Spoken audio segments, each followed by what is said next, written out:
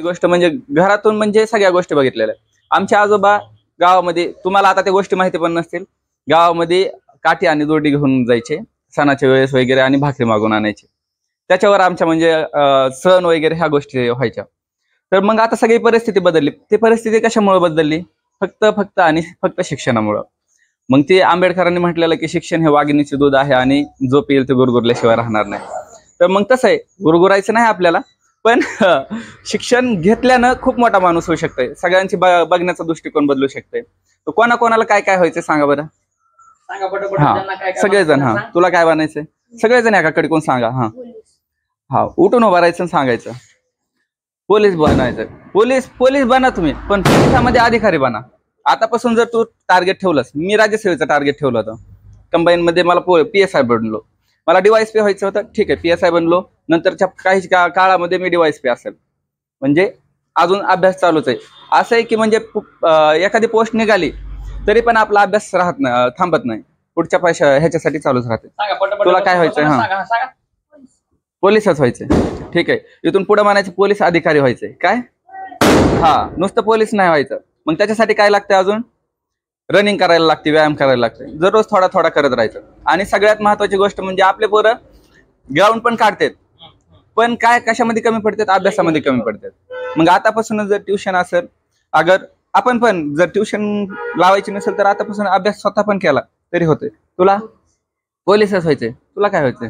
हा, दिलाय चौथीला. ओके, हा, ठीक आहे. तू?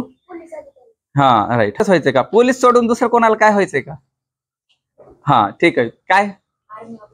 Army officer. Right. Army officer मध्ये काय व्हायचंय तुला? त्याची माहिती काढत राहायचं आतापासून. ज्याला माहिती असेल सरांना सगळी माहिती, सरांना म्हणायचं मला पुढचं सांगा, मला म्हणायचं. ठीक आहे, आर्मी मध्ये व्हायचंय. तुम्ही काय बघितलेलं आर्मी मध्ये काय काय होतंय? आपल्या गावातून आर्मी मध्ये झालेले, आमचा भैया झालेला आर्मी मध्ये मोठा. हा, तर मग त्याच्यामध्ये ऑफिसर पण होता येते. ठीक आहे, तू ऑफिसर व्हायचं म्हणतोय, ठीक आहे. तुला पोलीस. ओके. पूर्ण नाव? हा, IAS चं पूर्ण नाव सांग. हा, तुझ्यापर्यंत येतो मी. ओके, ठीक आहे. ह्या सगळ्या गोष्टी आतापासून बघत राहायचं. व्हायचंय ना मला, त्याच्या मागे लागायचं. अजून दुसरी गोष्ट, हा, तू IAS लॉंग फॉर्म काय? बरं, हा, माहिती करून घ्या, आज माहिती होऊन जाईल तुम्हाला. तुला डॉक्टर व्हायचंय. डॉक्टर मध्ये काय व्हायचंय? डॉक्टर PhD करून पण डॉक्टर होता येते, जसं की सरांचं चालू आहे. त्याच्यासाठी अजून डॉक्टर मध्ये म्हणजे आपला ह्याचा डॉक्टर व्हायचंय, ऑपरेशन वगैरे करते ते, त्याच्यासाठी MBBS करायला लागते, BAMS वगैरे असते, ह्या पण गोष्टी. तुला IAS officer. IAS long form होऊन कळून जाईल. IAS मध्ये अजून दुसरी गोष्ट हे असते, IAS ही पद झालं, त्याच्यामध्ये अजून दुसरे म्हणजे कलेक्टर, पुन्हा CEO वगैरे ह्या सगळ्या गोष्टी असतात. तुला IPS व्हायचंय. IPS काय असते? पोलीस असते ना, पोलीस अधिकारी असते, राईट. IPS. हा, तू? हा, IAS लॉंग फॉर्म काय? हा, राईट, ठीक आहे. तिच्यासाठी टाळ्या वाजवा सगळ्यांनी. हा, आणि सगळ्यांनी लक्षात ठेवा. काय? परत एकदा सांग. हा, ओके. तुला?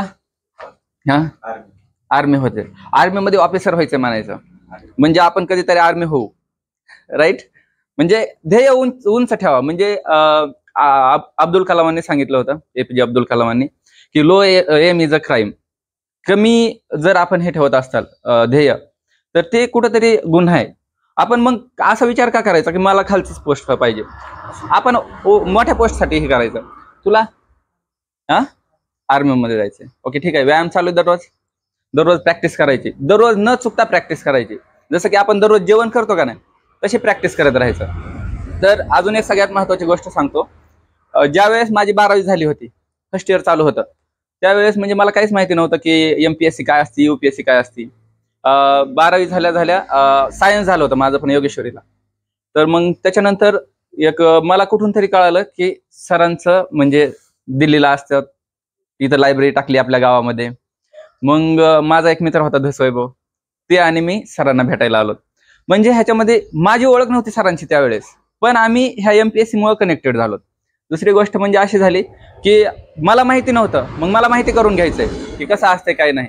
मग मी सरांना भेटलो, मग सरांनी मला सगळ्या गोष्टी सांगितल्या. इव्हन पुस्तकं काय वाचायचे ते सुद्धा त्यांनी मला दिले होते पुस्तकं.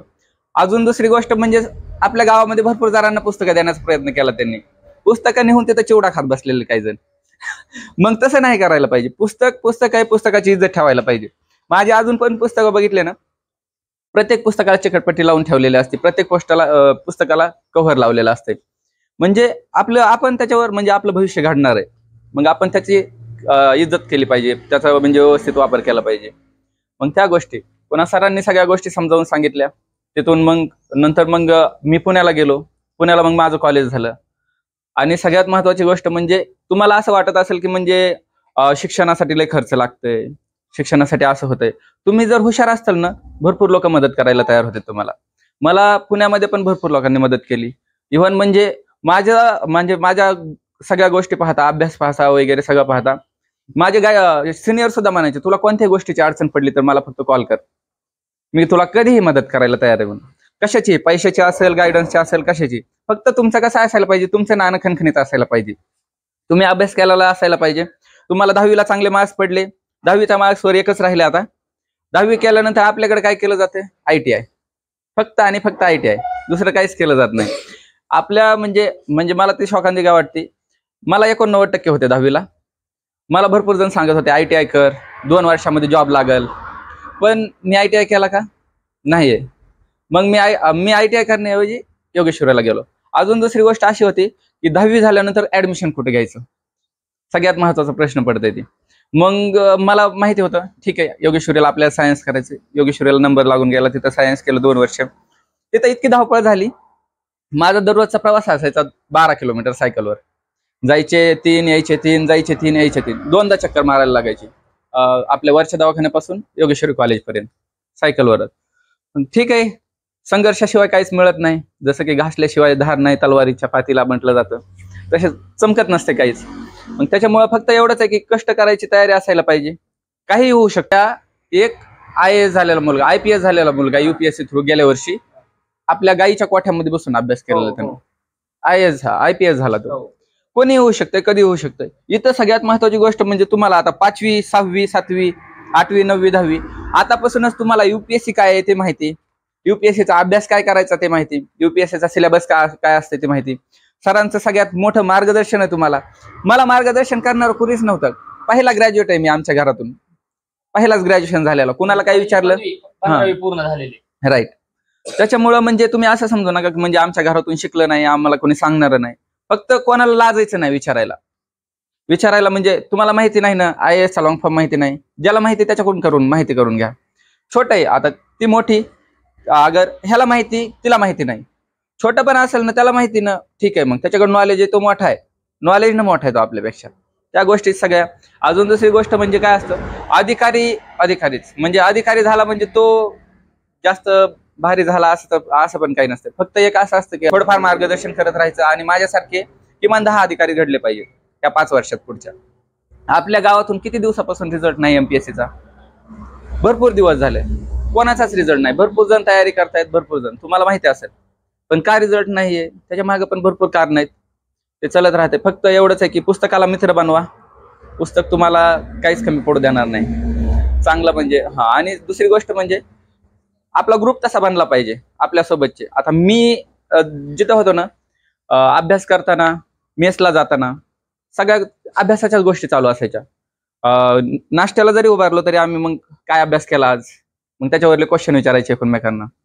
म्हणजे सारखं अभ्यासाचंच वातावरण असायचं. सोबतचे मित्र तसे असतील तर मग गोष्टी होत राहतात. आता माझ्या सोबतच्या 2-3 मित्रांचा पण रिझल्ट आलाय. सगळेजण सोबत मित्र वगैरे अधिकारी होऊन जातात. होऊ शकतंय, काहीच अवघड नाही, तुम्ही पण करू शकता. मी केलंय, तुम्ही करू शकता. फक्त एवढंच आहे, ह्याला खूप त्याग लागते. मी कधी गावामध्ये दिसलो तुम्हाला? माझा रिझल्ट लागल्यानंतर महिनाभरानंतर आलो मी गावामध्ये. मला भरपूर जणांचे कॉल आले, या म्हणे गावामध्ये, असं करू तसं करू. काही नाही, ठीक आहे म्हटलं. माझी परीक्षा होती आता राज्यसेवेची, पुढे गेली काही कारणानं. काल परवा दिवशी PSIचा इंटरव्ह्यू होता, ते पण झाला. मग त्याच्यानंतर मी आलो. म्हणजे तुम्ही प्रायोरिटी दिली पाहिजे काही गोष्टी, की म्हणजे कसं पहिल्यांदा कोणती गोष्ट करायची. हुरळून जायला नाही पाहिजे काही. अजून दुसरी गोष्ट म्हणजे कसं असतं, आपल्याकडे पोलीस झालं, आर्मीमध्ये झालं की म्हणजे लगेच हे होतंय, मी आता हे झालोय, असं झालं तसं झालं. नाही, ठीक आहे, आपण काहीतरी केलं त्याच्यामुळे झालं, चालत राहतात त्या गोष्टी.